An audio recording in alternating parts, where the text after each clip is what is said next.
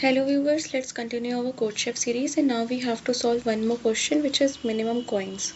So in this question there is given a two types of denomination in Chefland: coins worth rupees 1 and notes worth rupees 10, okay, for each. And the chef wants to pay his friend exactly X rupees, and you have to find the minimum number of coins that the chef needs to pay exactly X rupees. Okay, so in this question there is given that denomination of coin is basically 1, and for note it is 10, okay, for each. It is for each, and you have to find, and chef wants to pay X rupees to his friend, and you have to find that how many coins that chef needs to pay.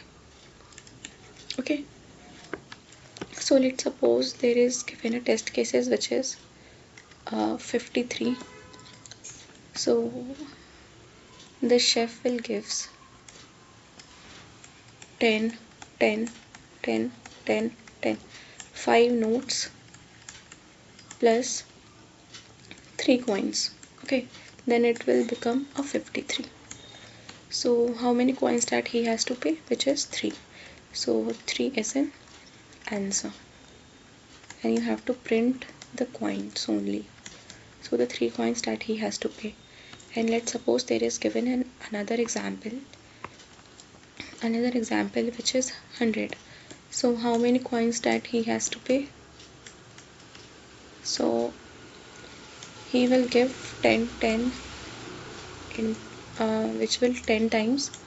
This will cost 100, and there is no 0 coins. So how many coins that he has to pay? 0.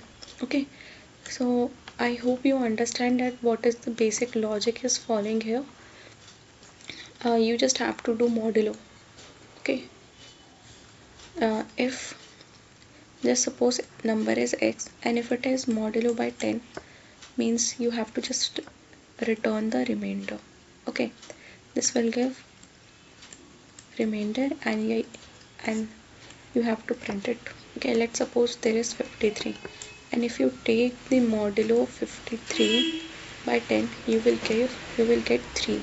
So you have to print 3 coins. Okay, in the same way there is 100, then you just have to take the modulo by 10. This will give 0. Okay, so 0 coin is an answer. So I hope you understand that what this question is telling. And now you have to write